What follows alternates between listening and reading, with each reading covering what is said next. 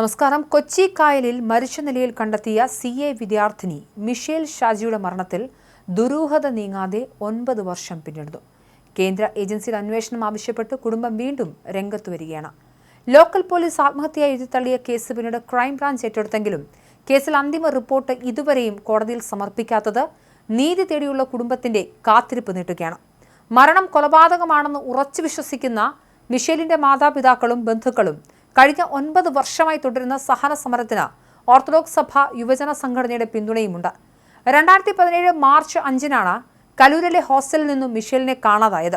പിറ്റേന്ന്, അതായത് മാർച്ച് 6-ന് വൈകിട്ടോടെ കൊച്ചി കായലിൽ നിന്നാണ് മിഷേലിന്റെ മൃതദേഹം കണ്ടെത്തിയത്. തലേന്ന് വൈകിട്ട് ഹോസ്റ്റലിൽ നിന്നിറങ്ങിയ മിഷേൽ കലൂർ പള്ളിയിൽ പ്രാർത്ഥനയ്ക്ക് ശേഷം സന്ധ്യയോടെ ഗോശ്രീ പാലത്തിലൂടെ നടന്നു പോകുന്ന CCTV ദൃശ്യങ്ങൾ ലഭിച്ചിരുന്നു. തുടർന്ന് കായലിൽ ചാടി ജീവനൊടുക്കിയെന്നാണ് ക്രൈംബ്രാഞ്ച് കണ്ടെത്തിയത്. ലോക്കൽ പോലീസ് അന്വേഷിച്ച കേസ് പിന്നീട് ക്രൈംബ്രാഞ്ചിന് കൈമാറുകയായിരുന്നു. ഫോൺ റെക്കോർഡുകൾ പരിശോധിച്ചതിൽ നിന്ന് ആത്മഹത്യാ പ്രേരണ കുറ്റത്തിന് മിഷേലിന്റെ സുഹൃത്തായിരുന്ന പിറവം സ്വദേശി ക്രോണിൻ അലക്സാണ്ടർ ബേബിക്കെതിരെ കേസുമെടുത്തു. ഈ സംഭവം കേരളത്തിൽ വലിയ ചർച്ചകൾക്ക് വഴിവെക്കുകയും നിരവധി സംശയങ്ങൾ ഉയർത്തുകയും ചെയ്തു. പ്രാഥമിക അന്വേഷണം നടത്തിയ ലോക്കൽ പോലീസ് മിഷേലിന്റെ മരണം ആത്മഹത്യയാണെന്ന് രേഖപ്പെടുത്തി.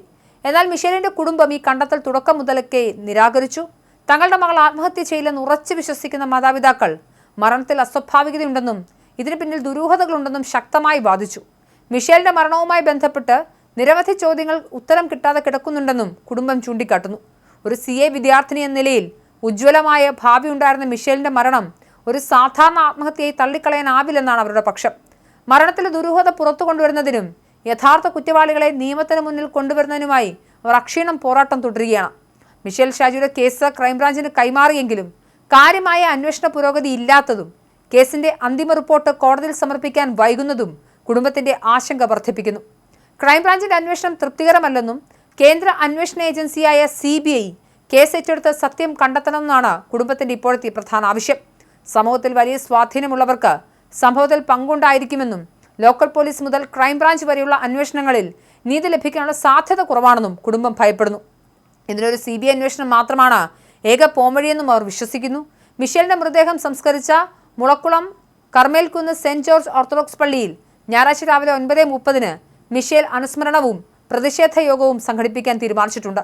നീതിക്ക് വേണ്ടിയുള്ള കുടുംബത്തിന്റെ പോരാട്ടത്തിന് പിന്തുണ പ്രഖ്യാപിച്ച് നിരവധി സാമൂഹിക യുവജന സംഘടനകളും ഈ പരിപാടിയിൽ പങ്കുചേരുമെന്നാണ് പ്രതീക്ഷിക്കുന്നത്.